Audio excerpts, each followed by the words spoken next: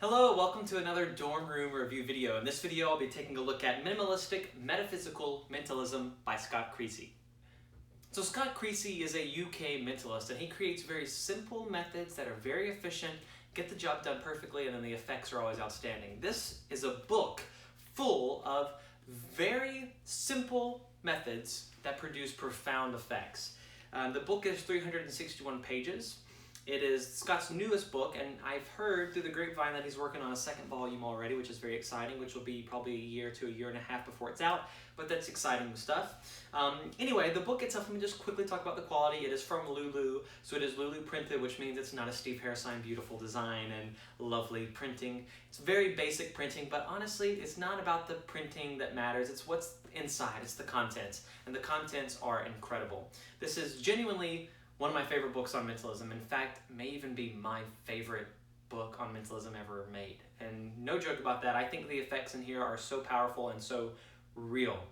Now, there's one word in this title which honestly scared me a little bit, and that is metaphysical, because personally, I'm not a metaphysical performer. I don't do tarot reading. I don't read palms. I don't use numerology. I don't even use star signs in my work. It just doesn't vibe with where I'm from.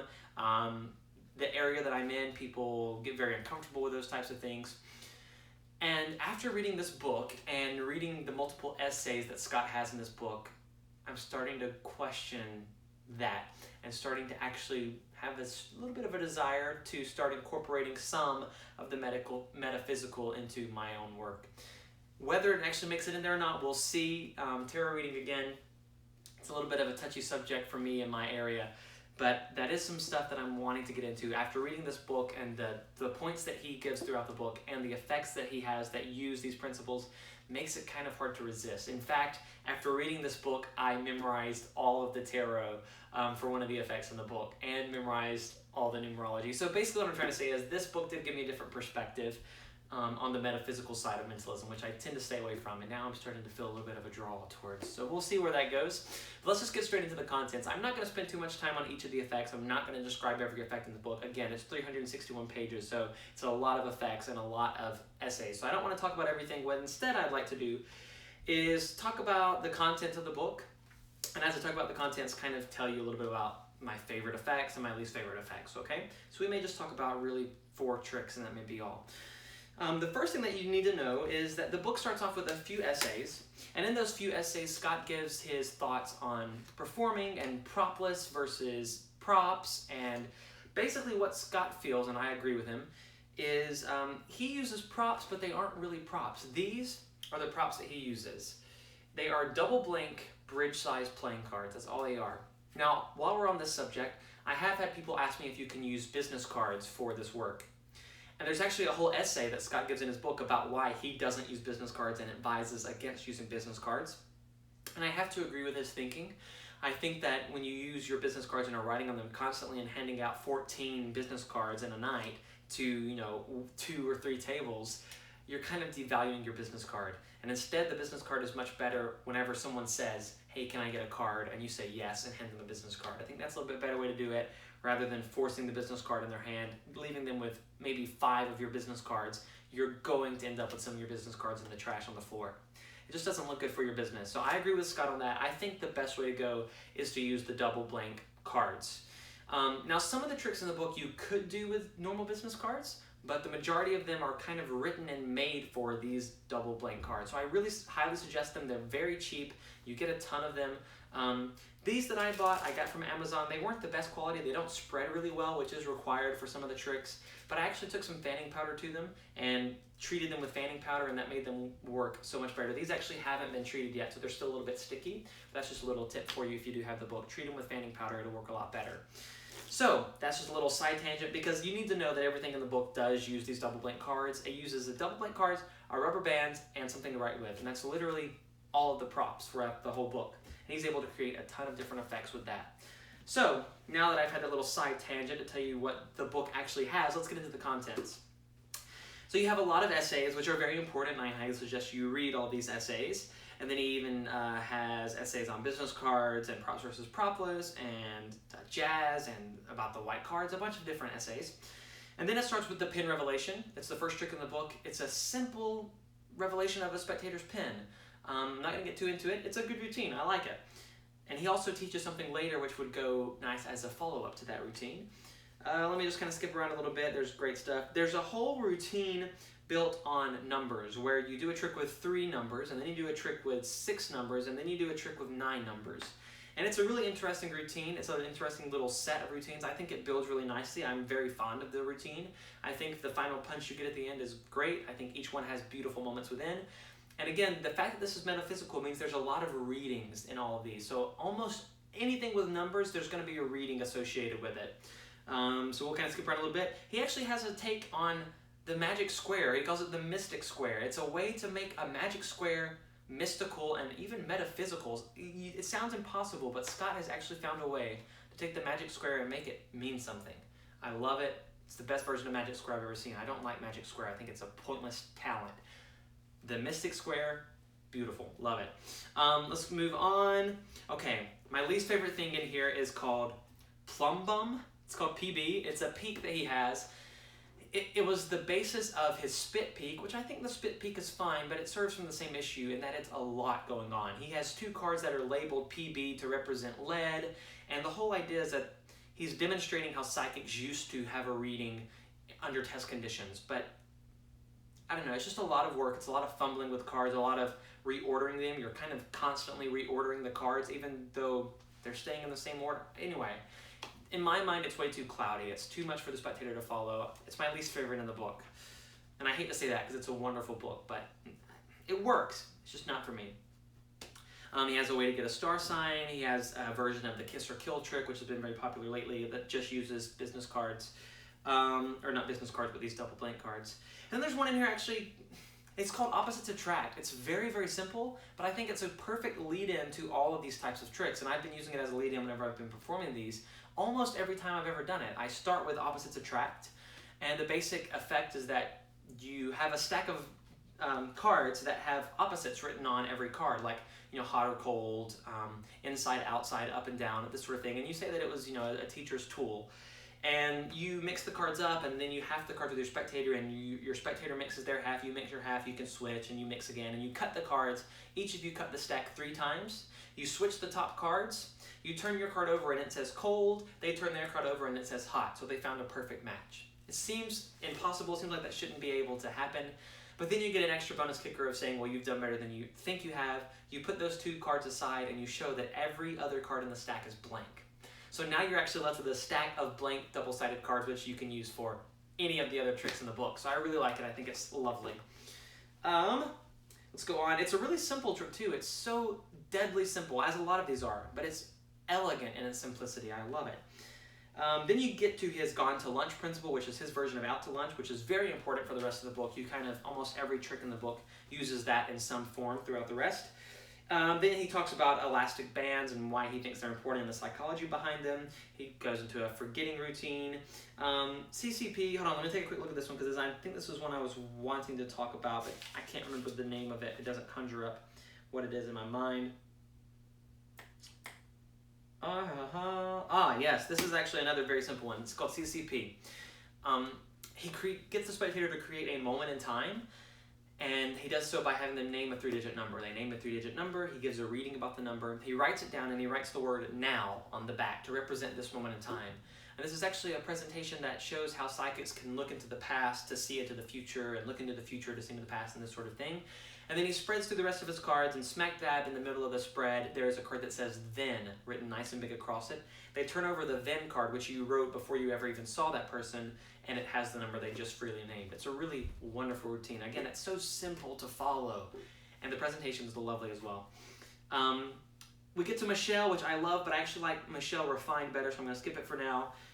You get some more work on the white cards, you get some more essays. Oh, then you get to Dreamscape, which is his version of a confabulation done just with those cards. And it's genuinely maybe the best confabulation routine I've ever seen. Just because, and he talks about this in one of the essays about overproving, and I think a lot of confabulations are overproving. Look, this little piece of paper that I wrote on is baked into this bread, which has been in this lunchbox, which was buried inside of this container under the ground for 4 years, and it's just kind of overproving. And this strips it down to its bare minimum. He hands a stack of cards to a spectator on stage. like maybe this many cards wrapped in a rubber band. Someone makes a choice, he makes a prediction, he gets the choice correct. They then read these, it's actually your dream, like basic points of your dream, maybe like one word that kind of tells your dream. And the performer's telling about his dream, and as he does so, the spectator on stage reads off the point, and the magician talks about it, and then he pulls to the card at the back, reads off the next point. And as he goes, you get a reveal of what the spectator's wearing, you get a reveal of something that the spectator freely thought of, and you get a reveal of something that the spectator freely chose. So you get it's a confabulation reveal based around a dream. I love it. I think it strips it down to its bare minimum, and because of that, I think it's even more effective than the most elaborate confabulation from a box hanging in the air, because when you do all that, people are suspecting the box, right? They're always suspecting the object, but when you leave them nothing to suspect, the only object is the stuff that it's written on, then it gets a lot more powerful. If you don't trust me, then just buy the book and read some of the essays. I think you'll start to believe that by the end of it. We get to another one that I wanted to talk about, which is Acan. It's his version of an Acan, but it's lovely. It's a stack of cards like this. I just want a visual aid here. The cards get mixed. The performer looks at them, he writes something down on a card, and he buries it in the middle so that they can't see it, and then he may kind of mix them up a little bit. And then he has them imagine an invisible die. They roll the die, get a random number, they roll it again, and they roll it again, so they end up with 3 numbers. They add these 3 numbers together, and they count down that number of cards from the top of the stack. When they get to the number that they stopped on, they push that card to the side. You show all the cards before it are blank. All the cards after it are blank. You pick up the one card, the one number that they actually chose, and you turn the card over, and not only is the card with writing, your prediction that you wrote on, at the very number they named, but it actually has the number they named written on it. So you actually were able to pick up on the number they were going to name, write the prediction, lose it in the middle. Somehow the universe made it work out so that it ended up at the right place, and you predicted exactly what they would say in advance. It's beautiful, absolutely beautiful. It makes sense. You know, Acan sometimes don't make sense. This one makes sense. I love it.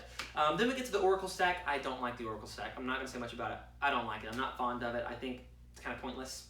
You get a couple of more things. You get Predict Shade. You get Far, Far Away. I'm not too fond of any of these. Yeah, here's the essay on overproving, which I think is very valuable. The $800 miracle. Imagine this. 10 people from the audience make a drawing. So you have 10 drawings. The drawings are collected. They're handed to someone on stage. The person on stage cuts the drawings face down, takes the top one, puts it in their pocket without looking at it. They turn the stack over, cut them face up, take the card they cut to that they're looking at, they remember the card and put it in their other pocket. You can then reveal both drawings. Think about that again. The 10 drawings are coming from 10 people in the audience. There's no switches. You are genuinely using the 10 drawings that the audience members made, and you can reveal 2 of those drawings. One that the spectator sees so you can read his mind, and then one that you can do as sort of second sight, where you're seeing into his pocket to reveal what he hasn't even seen yet. It's a really good routine. It really is. Keep going a little bit. Here comes Michelle Refined, which is one of my favorite ones in the book. I have a lot of favorites, but it's a really simple trick again. And actually, Scott shared with me a variation on it, which may be coming up in his second book, the second version of this, maybe. But it even takes it a little bit better, and I don't want to get too into it because it's not mine to share. It's totally his. But basically what this can allow you to do is you see someone, you write the name of something down, you write something down on a card, you put it in the middle. A spectator chooses freely a number of business cards. They count them, you give them a brief reading, they do it again, they count them, you get a brief reading, and then you talk about how to read for their future, and you teach them how to do that. And they end up with a number, they count down to that number, and they get one card in the middle, and when they turn that card over, it's actually their name written across it, even though you didn't know their name to begin with. So it's actually pretty crazy. Their name ends up at the very number that their future self would determine, sort of their future reading number. But then there's also a bunch of different variations on that. You can do like one of their family members, you can do their pet's name, you can do really anything you want. And Michelle Refined is a better version of Michelle that happened almost 100 pages earlier, and I think it's refined indeed. It is lovely. I'm just scanning through. Then we get to something which is his name and place routine. He calls it the name and name. He uses a peek of his that he taught just before it. I don't even want to say the name of it because I think the name gives too much away. But he teaches something just before it, which is a lovely, lovely peek. I believe it is the most deceptive business card peek you can do with a stack of business cards. I will say, I think Godspeed by, oh my gosh, I just forgot his name. I'm very sorry. I'll try to get it up on the video or in the comments or something. But there's a peak called Godspeed that I think is very good for a 1 business card peak. But if you want a stack of business cards, somebody writes something down on it, you put it in the middle very, very fairly, you get a peak. It seems impossible. The card's in the middle of the stack. There are rubber bands around the stack. Your head is turned away the whole time. I mean, it seems impossible for you to know what they wrote, and yet you do. So it uses that peak and then an advantage of that peak to get you a super, super clean name and place routine. And the benefit of this is that you're not destroying any cards. And there are no switches, there are no center tears, there's nothing to that effect. Very direct. If you don't know the name and place routine, basically in this version they write down 2 names. Two people write down a name, a name of a guy and maybe a name of a girl. And they eliminate one of these cards, and they eliminate it by putting it in the middle of the stack. And then they hold the other card between their hand, and you read their mind, and you're able to tell them the name they're holding between their hand. And then you say, you know what, why don't we actually try to do the one you eliminated too? And then you look at them, and boom, you tell them the one they eliminated as well. It really is very clean. It's the best version of name and place I've ever seen, and I've seen quite a few versions.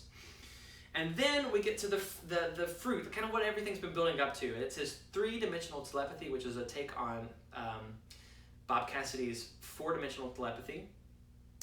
And his strips it down completely clean, and then we get into the Q&A, which he calls Q&A Simplified. I want to talk about both of these, and then we're done with this review. I know it's been a long one, but I'm very passionate about this, so I wanted to say my mind on it, speak my mind. So 4DT by Bob Cassidy involved 3 spectators with 3 different thoughts. Maybe a name and the name of a pet and a drawing, right? And they write this down and they put it in an envelope, and then you're able to reveal each one of the drawings. You can't give them each one of the thoughts. You can't give them any of their thoughts back. And the last thought you just crumble up and put in your pocket, and you can't even take it back out again at the end. When you start to really look at that routine, it has a lot of plot holes and it has a lot of issues. It really does. And honestly, I've used the routine before, and I never noticed the plot holes until I saw this and saw how simplified it can be. I have now been using Scott Creasey's 3-dimensional telepathy, and it is by far getting me astronomically better reactions. And I can't tell you exactly why that is. I can speculate why. I speculate it's because there are no envelopes. There's nothing tricky. As soon as you put a card into an envelope or a piece of paper into an envelope, whether it happens consciously or unconsciously in the minds of the spectators, all of a sudden they're thinking, why is it in an envelope? Is it a special envelope? Is it an envelope that does something that I don't know? Can he see through the envelope?